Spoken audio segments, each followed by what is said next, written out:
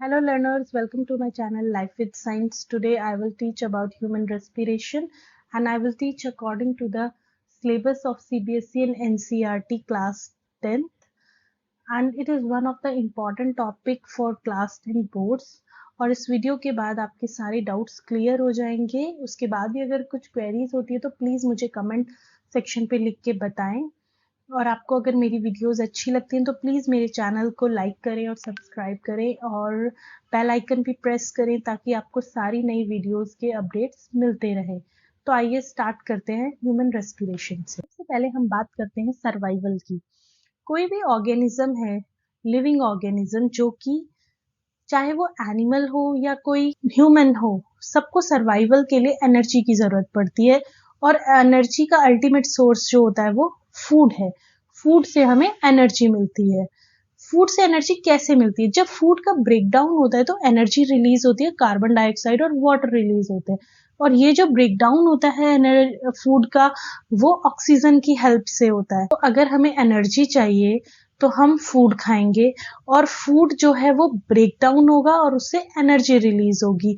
और फूड को break down करने के लिए हमें ऑक्सीजन की जरूरत पड़ती है।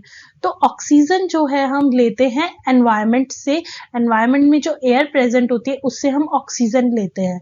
और ऑक्सीजन एक किसी ब्रीदिंग ऑर्गन की हेल्प से लेते हैं। ह्यूमन में जो ब्रीदिंग ऑर्गन है वो है लंग्स। जैसे कि मैंने पुरानी वीडियोस में बताया था कि अदर ऑर्गेनिजम्स जैसे फिश है या अर्थवॉर्म है या अमीबा है, उन सब में भी ब्रीदिंग ऑर्गन्स होते हैं। जैसे फिश में गिल ब्रीदिंग ऑर्गन होता है, अर्थवॉर्म में उसकी जो स्किन है वो ब्रीदिंग ऑर्गन है। उसी तरह से ह्यूमंस में लंग्स ब्रीदिंग ऑर्गन है।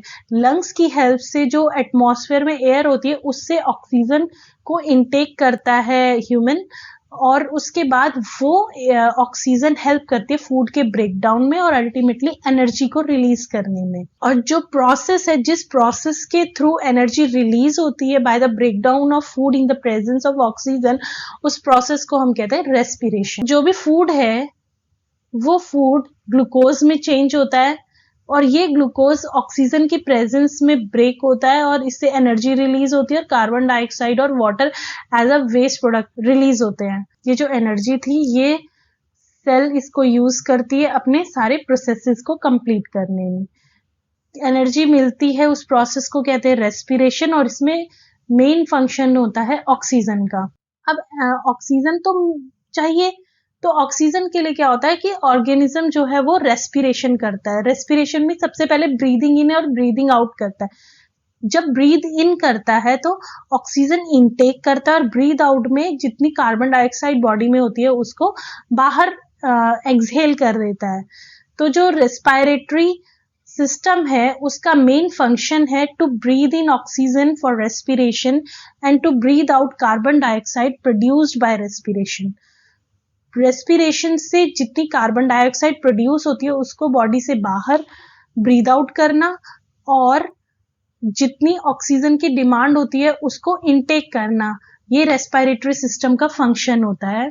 और ह्यूमंस के अंदर जो ब्रीदिंग ऑर्गन है वो लंग, जिसकी हेल्प से वो एयर को इनहेल कर लेता है।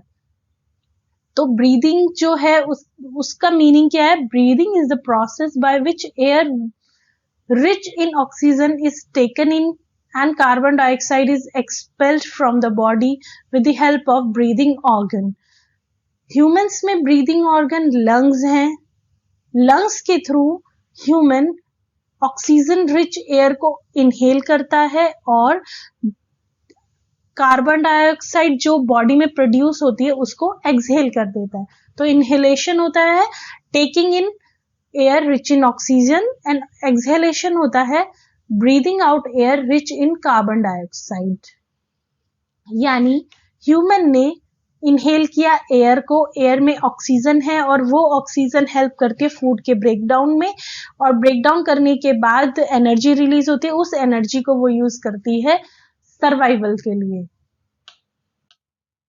अब ब्रीदिंग इन जो प्रोसेस है उसमें डिफरेंट ऑर्गन्स इन्वॉल्व होते हैं। सबसे पहले नॉस्ट्रल के थ्रू ऑक्सीजन इनटेक करता है और हम कह सकते हैं कि एयर इनटेक करता है। एयर इनटेक करने के टाइम पे जो ये डायाफ्राम होता है ये कॉन्ट्रैक्ट हो जाता है और जो लंग्स होते हैं वो एक्सपैंड हो जाते हैं। जितना ज्यादा ऑक्सीजन अंदर लेंगे तो लंग्स एक्सपैंड हो जाएंगे और डायफ्राम कॉन्ट्रैक्ट हो जाएगा। ये ब्रीदिंग इन के टाइम पे होता है। और जब ब्रीदिंग आउट होता है, यानी जिस समय हम कार्बन डाइऑक्साइड को बाहर निकालते हैं, उस टाइम पे डायफ्राम रिलैक्स हो जाता है और जो चेस्ट है, जो लंग है, वो कॉन्ट्रैक्ट हो जाती है। जो इनहेल करते हैं हम ऑक्सीजन, उसमें 21% ऑक्सीजन होती है, कार्बन डाइऑक्साइड 0.04% होती है, बहुत कम वाटर वेपर होते हैं। लेकिन जो एयर हम एक्सहेल करते हैं उसमें 16.4% ही ऑक्सीजन होती है, कार्बन डाइऑक्साइड उसमें 4.4% होती है और वाटर वेपर जो होते हैं वो बहुत ज्यादा वाटर वेपर होते हैं, यानी हम बाहर बहुत ज्यादा वाटर वेपर को एक्सहेल करते हैं। यानी ब्रीदिंग इन के टाइम पे कम वाटर वेपर लेते हैं, लेकिन ब्रीदिंग आउट में हम काफी ज्यादा वाटर वेपर बाहर एक्सहेल कर लेते हैं। इनहेलिंग के टाइम पे जो डायफ्राम है वो कॉन्ट्रैक्ट हो जाता है और एक्सहेलिंग के टाइम पे डायफ्राम जो है वो रिलैक्स हो जाता है। इनहेलिंग के टाइम पे लंग्स एक्सपैंड होते हैं और एक्सहेलिंग या ब्रीदिंग आउट के टाइम पे लंग्स कॉन्ट्रैक्ट हो जाते हैं। इसमें हम बात करते हैं स्टार्टिंग से नोज से। नोज में नॉस्ट्रल्स जो होते हैं वो एयर को इनहेल कर लेते हैं और जो नेजल पैसेज है, जो कैविटी है, नेजल कैविटी, इसके थ्रू होते होते ये लेरिंग्स तक पहुंचते हैं। लेरिंग्स के बाद आता है ट्रैकिया। ट्रैकिया होता है विंड पाइप। विंड पाइप के थ्रू एयर अंदर एंटर करती है। अंदर एंटर करने के बाद हमारे ये जो ट्रैकिया है ये दो पार्ट में डिवाइड हो जाता है। इसकी दो ब्रांचेस होती हैं, एक जाती है लेफ्ट लंग में और एक जाती है राइट लंग में। लेफ्ट लंग में ये आगे जो है ब्रोंकियोल्स में डिवाइड हो जाती है और ये जो ब्रोंकियोल्स हैं ये स्टेम लाइक स्ट्रक्चर्स है। इन ब्रोंकियोल्स में छोटे छोटे बल्ब लाइक स्ट्रक्चर्स हैं या बैलून लाइक स्ट्रक्चर्स हैं। इनको बोलते हैं alveoli. Alveoli means air sacs.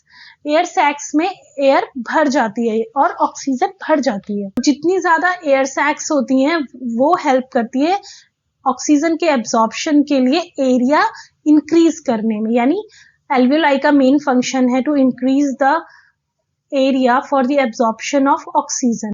Air nose के थ्रू एंटर हुई बॉडी में, रेस्पिरेटरी सिस्टम में, और जो नेजल कैविटी है उससे होते होते ये ट्रैकिया में पहुंच जाती है। ट्रैकिया होता है विंड पाइप। विंड पाइप दो ब्रांचेस में डिवाइड होता है। एक ब्रांच लेफ्ट लंग में जाती है, दूसरी राइट लंग में जाती है।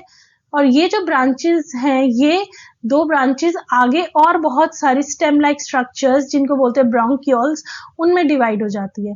और इन ब्रोंकियोल्स पे आगे छोटे छोटे एल्वियोलाइज होते हैं जिनको बोलते हैं एयर सैक्स। ये बैलून लाइक स्ट्रक्चर होते हैं और ये एयर को एब्जॉर्ब करते हैं। इनका काम है एयर के एब्जॉर्प्शन के लिए सरफेस एरिया को बढ़ाना। और ये जो है ये डायफ्राम है। तो ये मैंने जो बताया था अभी कि जब हम इनहेल करते हैं तो ये जो डायफ्राम है ये कॉन्ट्रैक्ट हो जाता है और एक्सहेलेशन के टाइम पे ये रिलैक्स हो जाता है। तो ये है ह्यूमन रेस्पिरेशन सिस्टम। अब एयर तो ले ली बॉडी ने, अब एयर लेने के बाद वो ट्रांसपोर्ट करेगा डिफरेंट बॉडी पार्ट्स के लिए या डिफरेंट ऑर्गन्स के लिए।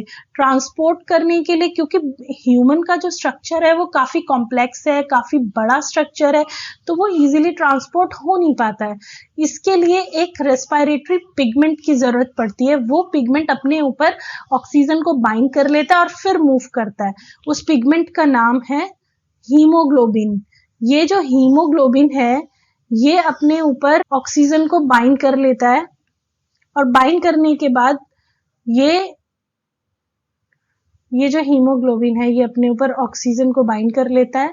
बाइंड करने के बाद ये मूव करता है पूरे ब्लड में। ये जो हीमोग्लोबिन होता है ये ब्लड के आरबीसीज में प्रेजेंट होता है और क्योंकि ब्लड के आरबीसीज में प्रेजेंट होता है तो ये पूरी बॉडी में मूव करता है। अब ये पिगमेंट मूव करेगा और इसकी एफिनिटी ऑक्सीजन के साथ होती है, तो ये ऑक्सीजन को अपने ऊपर बाइंड कर लेता है और बॉडी के हर ऑर्गन में ऑक्सीजन को ट्रांसफर कर लेता है। तो हीमोग्लोबिन का मेन फंक्शन है to carry oxygen and transfer it to the different parts of the body और different organs of the body. इस तरीके से ये जितनी भी ऑक्सीजन ट्रांसफर हुई डिफरेंट ऑर्गन्स में, ये ही ऑक्सीजन डाइजेस्टिव सिस्टम में भी ट्रांसफर होती है और वहां पे फूड का ब्रेक डाउन होता है इस ऑक्सीजन की हेल्प से, और फिर एनर्जी रिलीज होती है, और फिर वो एनर्जी जो है वो यूज होती है डिफरेंट लाइफ प्रोसेसेस में। एक डिटेल में शॉर्ट समरी मैं बता देती हूँ। सबसे पहले ह्यूमन को सर्वाइवल के लिए एनर्जी चाहिए, वो एनर्जी मिलती है फूड से, फूड का ब्रेक डाउन होता है ऑक्सीजन की प्रेजेंस में, ऑक्सीजन की प्रेजेंस में ब्रेक डाउन होने के बाद एनर्जी रिलीज होती है और वो एनर्जी जो है वो लाइफ प्रोसेसेस में हेल्प करती है। और ये जो ऑक्सीजन बॉडी को मिलती है ये एयर के थ्रू मिलती है। ह्यूमन ब्रीथ करते हैं, ब्रीथ करने पे एयर अंदर जाती है, उस एयर में से जो ऑक्सीजन होती है वो लंग्स की एयर सैक्स में फिल हो जाती है, और वो एयर सैक्स में बहुत सारी कैपिलरीज होती हैं, वो कैपिलरीज अपने अंदर ब्लड रखती हैं, उस ब्लड में आरबीसीज होती हैं, आरबीसीज में हीमोग्लोबिन होता है, वो हीमोग्लोबिन ऑक्सीजन को बाइंड कर लेता है और डिफरेंट ऑर्गन्स तक उसने ट्रांसफर कर देता है। रेस्पिरेटरी सिस्टम यहाँ पे खत्म होता है, और अगर आपको कोई डाउट्स हो तो प्लीज मुझे कमेंट सेक्शन में लिख के बताएं, और प्लीज मेरे वीडियोस को लाइक करें और कमेंट करें, और मेरे चैनल को सब्सक्राइब करें और बेल आइकन भी प्रेस करें ताकि आपको सारे नए नोटिफिकेशंस मिलते हैं। Thank you.